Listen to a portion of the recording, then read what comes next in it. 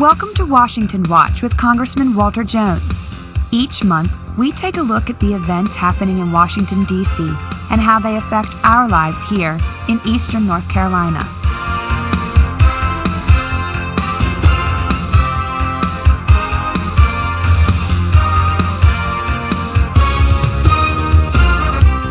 And now, here's your Congressman, Walter Jones. Welcome to the March edition of Washington Watch. Today's guest, who is a very dear friend of mine, is Congressman Ted Poe, who represents the 2nd District of Texas. Congressman Poe serves on the House Judiciary Committee and Foreign Affairs Committees. He became the chief felony prosecutor and never lost a jury trial. He later became one of the youngest judges ever appointed in Texas and one of the first Republicans elected since Reconstruction. Judge Poe was elected 6 times over 20-plus years on the bench and heard more than 20,000 of the worst criminal cases in Texas. I want to thank Ted Poe for being on my show today, and I want to thank him also for being the leader, and I join him in the efforts to clear the 2 border agents, Compion and Ramos, who were falsely accused of shooting a drug smuggler. Congressman Poe, thank you for being on the show today. Thank you, Walter. Glad to be here. Ted, I would like for you to share with the citizens of the 3rd District just how serious is the border problem with the narco-terrorists in Mexico. You have been out front as a prosecutor, as a judge, and now a member of Congress speaking out on this issue of how we're doing such a poor job of protecting our borders. Will you share some of your thoughts and some of the problems that you've seen over the past few years? Sure, Walter. The border with Mexico is getting worse. It's not getting better. Regardless of what the pundits here in Washington say, it gets worse. Just one statistic. The GAO, the General Accounting Office, has just done a report and said that the border with Mexico is only 44% secure, and really only 15% is airtight.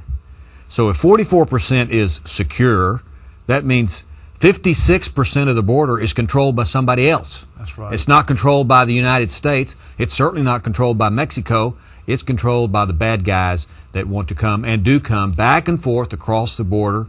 People and drugs are smuggled north, and guns and money are smuggled south.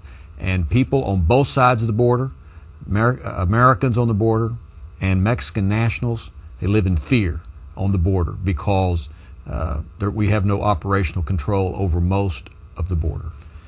Ted, I actually last week driving home from Washington, I was listening to a talk show, and I believe I heard correctly that a professor at Northern Arizona University, who was Hispanic, went home to visit her parents in Mexico, had been kidnapped. I just feel that, do you feel that the federal government and the Congress are doing enough to deal with this problem, growing problem south of the border? No, they are not, Walter. I think Washington is missing in action when it comes to dealing with the truth on the border. 64 Americans were murdered last year in Mexico. Not one person has been prosecuted or even caught and charged with any of those homicides. And the amount of Americans killed every year gets more and more. We have kidnappings. It's an old-fashioned way that they kidnap people and then hold them for ransom. And when that bounty's paid, sometimes they're released, sometimes they're not. We have a real problem with people of Hispanic descent living in the United States, who are Americans or people that are here legally, and they are kidnapped. And then they are taken back across the border. And then we have people who live in the United States who are threatened by the drug cartels with extortion money. They say, we know that your brother lives in Monterrey, Mexico, and unless you pay us so much money a month, we're going to kill him. So we have all of these crimes plus the violence, and the federal government just gives lip service to protecting the border. It is the duty of the federal government to protect the people. That's the first thing. That is one thing they're actually supposed to do. Absolutely. And they do a very poor job, in my opinion, of protecting us from those people who just want to come in the United States. Ted, I saw where it was a national story where the governor of Arizona, she has taken the lead on this problem. what would you believe, or what do you think would be helpful for the federal government to do that they're not doing now? And I agree if they're not doing hardly anything, but what would you like to see them do? We actually need more boots on the ground. The Border Patrol does as good a job as they can.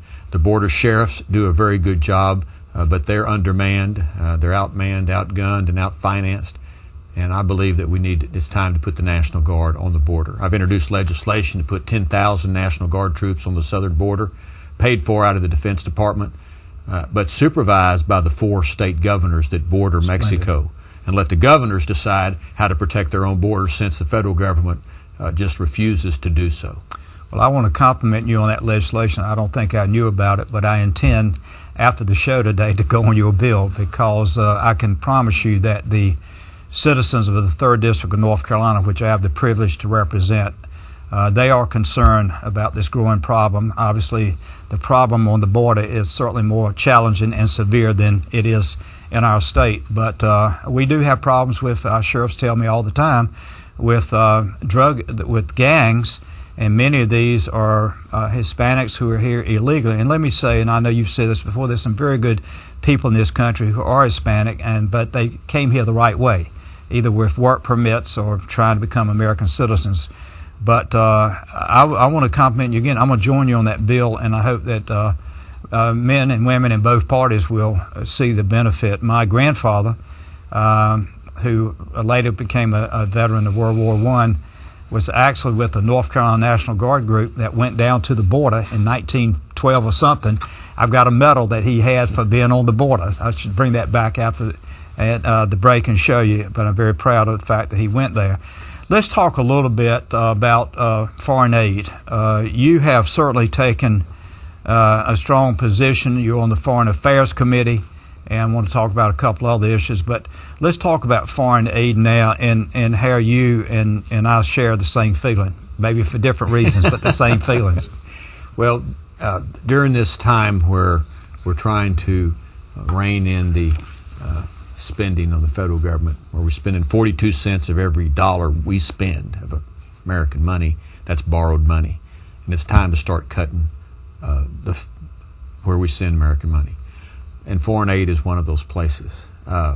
This chart here, Walter, shows the countries in the world that we give aid to. The countries in red receive foreign aid, sometimes military aid as well as old-fashioned foreign aid, and those in green receive just military aid. And the very few in blue, they don't receive anything. So very few. You see that the United States is giving money to most of the countries. There's 192 countries. Sometimes there's just 192. Two are not really countries sometimes. There's a revolution or something. That's right. And we give money to most of them.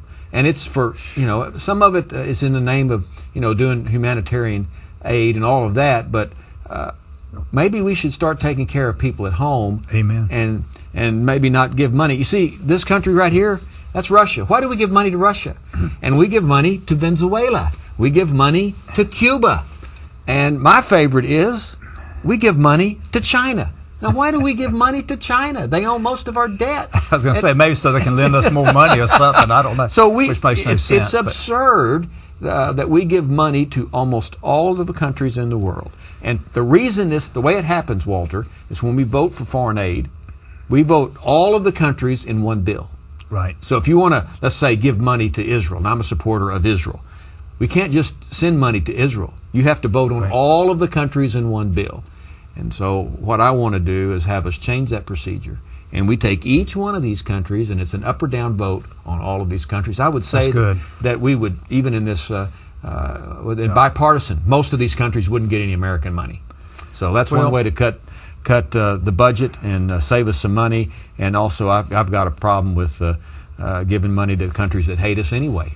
Well, I'm with you, Ted, on that 100%. I have never voted for a foreign aid bill since I've been in Congress, but one reason is because, as you said, and what you're trying to change is you don't know the feelings of that country towards America, that when you have a blanket bill of billions of dollars going to across the world, where what you're trying to do is to say, I believe, and you correct me if I'm wrong, but you're saying take it country by country.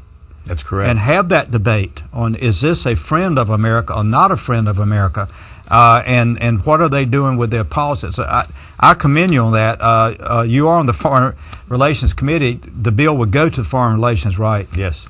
Okay. And I hope we can get the Foreign Affairs Committee to allow us that procedural vote to vote up or down on each of these the 190 countries that are in the world. And most of them wouldn't get any American aid. Well, Ted, your point is exactly right. I mean, that's why I didn't vote for the second time the continuing resolution, and I'm going to ask you in just a moment how you voted. Well, let me explain that. They have $118 billion to go to Afghanistan. Well, I know right now, I've been told by an inspector general that they can't even audit the books in Afghanistan. That Karzai, who is a corrupt, he's corrupt to begin with, he won't even let our country audit where the taxpayers' money is going.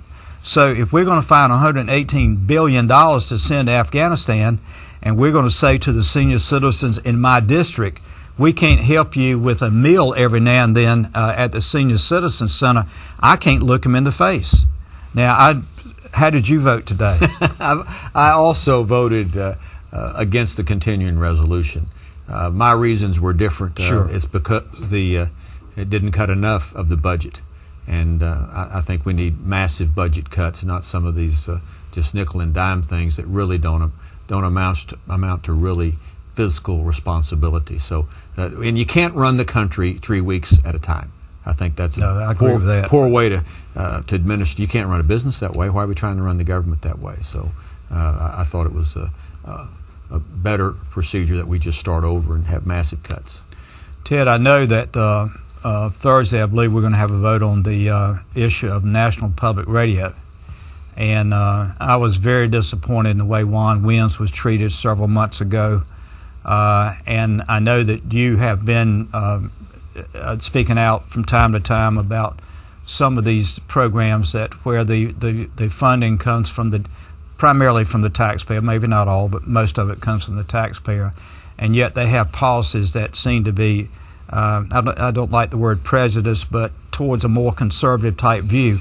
I think Juan Williams is one of the finest talk show hosts that I've ever seen. He's fair-minded, he's somewhat conservative, but not totally conservative. And I'd like your feelings about this. I think the days of taxpayers being forced to give their money to a national government radio station should end. It might have had a good idea when we had so very few radio stations, maybe, but today it needs to end. And if National Public Radio wants to exist, which it will, it needs to do what any other business would do, and is raise the funds or sell advertising. So if people want to contribute to NPR, great, let them. And then they can have that slant of the news. But regular citizens that I represent, they don't want their money forcibly taken from them and given to any government programming, and that's what NPR is. And so I vote to let the taxpayers keep their money. NPR go it alone and try to raise their own money. I probably will vote the same way on Thursday. I would think, but I want to go back to Kapi'an and Ramos. Okay. This was a huge issue in my district several years ago when you and I don't want to leave anybody out, but Louis Goma and our friend from California, and Virgil Good, and so many of us joined together. Dana Rohrabacher is who I was thinking about. To night after night, we went on the floor and we talked about these two border agents. And if you'll touch, we got about 5 more minutes.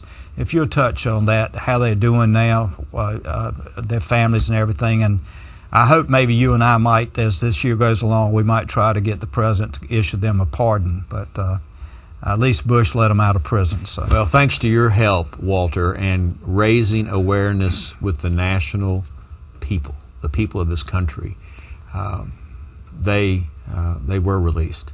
And I don't think they would have been if you hadn't been on the House floor every night, right, along with the rest of us, right. Talking about this and making sure the American people will normally do the right thing if they're given the facts. had given the facts on Ramos and Campion, and they thought it was a travesty, and it was. Yep. These two guys are defending the border. You got a drug dealer coming across the border.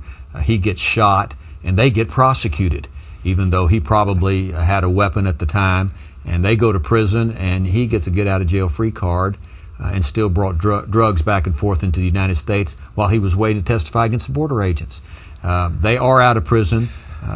They've had some difficulties in adjusting because, as you know, one of them was kept in solitary confinement 13 months of the time that he was there. But one of the couples lives in Houston. In fact, they now live in my congressional district. Is that right? And they're doing pretty well. So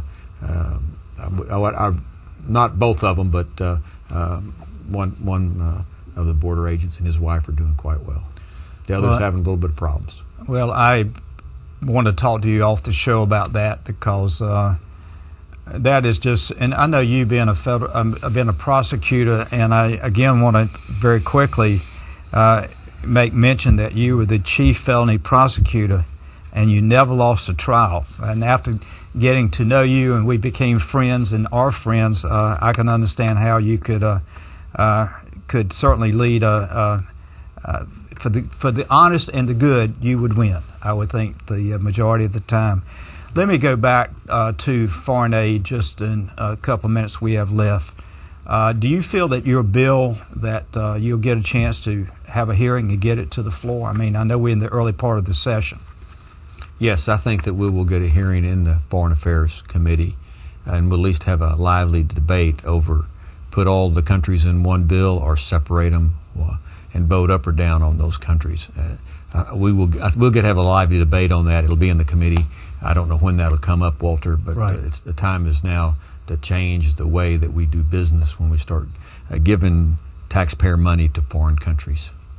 Well, I want those who watch this show to know that I'm going to join you on this bill because to me, even though I don't vote for foreign aid, I think for the sake of the taxpayer, to be able to see country by country the amount of money and how that country feels about America and what kind of relationship we have, I think that's really critical, that the American people get a chance to see how we make those decisions, because many, many times I don't take really great pride in telling the people back in this, I vote against foreign aid ever since I've been in Congress, because I'd like to be able to explain more than I just vote against why I voted against the foreign aid. So I want to thank you again for that legislation. I think I would, in just a couple of minutes, like to go back just very briefly to the issue of the borders. Okay. You believe and that building that they have a number of National Guard on the border would be what we need to do to kind of slow down this infusion of these drug addicts, criminals that are trying to come across the border. No question about it. We need more boots on the ground. The Border Patrol wants the National Guard on the border. They want the help. They have told me that they want the help. The border sheriffs, local law enforcement who deals with the cross-border crime where people run over into the United States, commit burglaries, thefts, then they run back to Mexico. They want the National Guard. You have to have boots on the ground. That is the only way to stop people from coming across. That's the only thing that's going to deter the drug cartels, who are extremely violent, from coming in to the United States, is if they see an armed presence that is facing them when they try to cross the Rio Grande into Texas. Have you had any conversations, you or your colleagues from Texas, both parties actually, with the administration saying that it would be helpful if they could give some assistance to your law enforcement? We've had some conversation. Gabby Giffords and myself and others asked the president to send National Guard troops on the border last year. He sent some, didn't send near enough. So we've been in communication with the administration, but it's difficult for them, in my opinion, to really see the magnitude of the problem, and hopefully we can change that mindset and let them understand that the number one duty of government is to protect the citizens and protect the dignity of our country and the sovereignty, and that includes the borders. And the time has long since passed that we should have been doing this, and now we're reaping what we have sown by not protecting the border. We have a lot of people in the country who are not here looking for work, they're looking for mischief. Well, Ted, I want to thank you. This has been one of our best shows, and I want to thank you for being on the show. I want to thank you for being a leader in the United States Congress, and a man I have great respect for. In just about 1 minute, Glenn Downs, my chief of staff, is going to be on the show, and we're going to bring out some issues in addition to what Ted Poe talked about regarding the 3rd District. Thank you, Ted. Thank you, Walter. Great.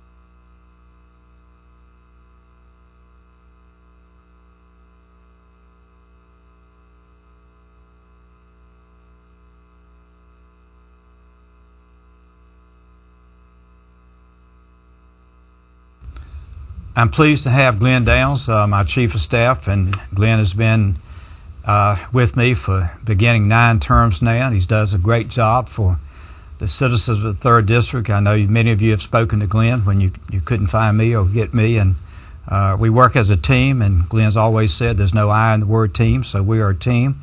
And Glenn, welcome. We just had a great guest in Ted Poe, and now I've got another great guest, so right. It's good to have you on. Thank you. As always, thank you once again for having me back to be able to relate to you some of the questions and concerns that people of Eastern North Carolina have shared with your office.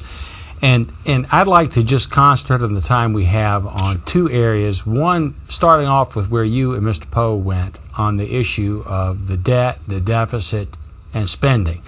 And a little bit of frustration has been, or maybe a lot of frustration has been expressed to your office about there's this balance between the House and the Senate, the Democratic Senate, Republican House, Democratic President, and these continuing resolutions. We just not much. Some people think has really changed yet since this new Congress has come in. Tell me what you think and what you're hearing from your colleagues and what you think the future holds. Glenn, I think in fairness to the new Congress and John Boehner, the Speaker, I think in slowly moving toward making some major changes. But as you mentioned, the Senate is controlled by the Democrats, the Republicans, the House. I didn't vote for the CR. I've already explained that, so I won't take time to do that. I think that we need the kind of leadership that really reminds America that we've got so many problems in this country. We need to start concentrating on fixing our own problems and cut the money out for $118 billion for Afghanistan, or some of the concerns that Ted Poe said just a moment ago. We need to get the leadership saying America needs to fix its own problems, and then we'll start worrying about the rest of the world. Now, I'm not talking about the tragedy in Japan. I mean, if we can do anything to help them, obviously I think we should. But I'm talking about just the budget process of all this money that seems to find its way overseas when we could use it right here in the 3rd District. Following up, one of the things that people have expressed is that there's a feeling that the Democrats have certain programs that they want to protect, and Republicans have certain programs that they want to protect, and as a result, not much is happening to really go at areas of spending where the real money is, whether it's areas of whether things like national defense or entitlement programs, and that's where the real money is. When you talk to your colleagues, do they in private express a knowledge that, hey, we're going to have to really, really change the way business is done, or do they just sort of hope that things will get better? What are they saying to you in private? Glenn, I think the real test or challenge maybe will come in the 2012 budget. as you've already made mention, we are dealing with the 2011 continuation budget because they never passed the budget in the last Congress. In the last Congress. So we're going to two tracks, so to speak, of trying to get the continuing resolution to a point where we can say it's done. We're not there yet, obviously. But the 2012 budget, and that process has started. Paul Ryan is a very capable young man. He's been on our show before. He is chairman of the Budget Committee. That's going to give the people in the 3rd District a real good idea of where we're going. Not this continuing resolution. It's going to be the 2012 budget, and that'll be a lot of hearings, so that'll be on TV, C-SPAN, these other shows. And that, I think, will give you and I, but also the people of the 3rd District, an idea of how serious are we about this debt and deficit, the 2012 budget. On a related issue, related matter, people are really starting to feel, as they relate to us by emails, and you've seen a lot of those emails that have come in, really extensive personal stories are really starting to be squeezed at the pocketbook. The Federal Reserve is saying that there's no inflation, but people in the 3rd District are writing your office and saying, my gasoline prices are going up, my grocery prices are going up, my medical bills are going up, my insurance bills are going up. And who's right, the people of the 3rd District or the Federal Reserve? Well, I join the people of the 3rd District because I feel the same pain that you're talking about. Everything in my life, and like everybody else's life, is going up. There's no question about it. And I think that for the federal government to say that we're not in an inflation time or period, I think is wrong. And I'm delighted to be on Ron Paul's subcommittee, and we're going to hold hearings regarding whether this is inflation time with food prices and gas prices and other prices or not. I think we are in that type of inflation period. Well, the Federal Reserve's been embarked on this program that they call quantitative easing, where they go out and buy Treasury securities and create all sorts of money that goes into the banking system. And people in your district are saying, hey, we're not seeing that money, and it looks to them that money is sort of going into speculation, into speculating on stocks, speculating on commodities, and you've seen the price of corn and wheat and gasoline and other things kind of going up. How does this all end? Well, if we don't get serious with the 2012 budget, then I'm not sure that the ending is going to be what we want to see. I think that we need to make a statement with the 2012 budget. I think that will impact on the administration. It will impact on the Treasury.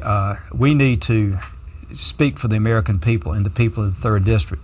Glenn, I think we ought to pick this up in the next show because we've got about 20 seconds. Great points, great issue that we need to elaborate on at another time. But thank you for watching this show. I think with Ted Poe and Glenn Downs, it's been a great show today. I hope you feel the same way. Keep emailing us, keep writing us. We need to hear from you. I will carry the message for you, that I will promise you. Let's not forget our men and women in uniform overseas in Afghanistan and Iraq.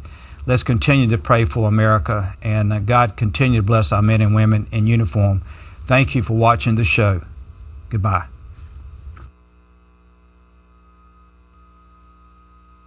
Thank you for taking the time to join us for Washington Watch.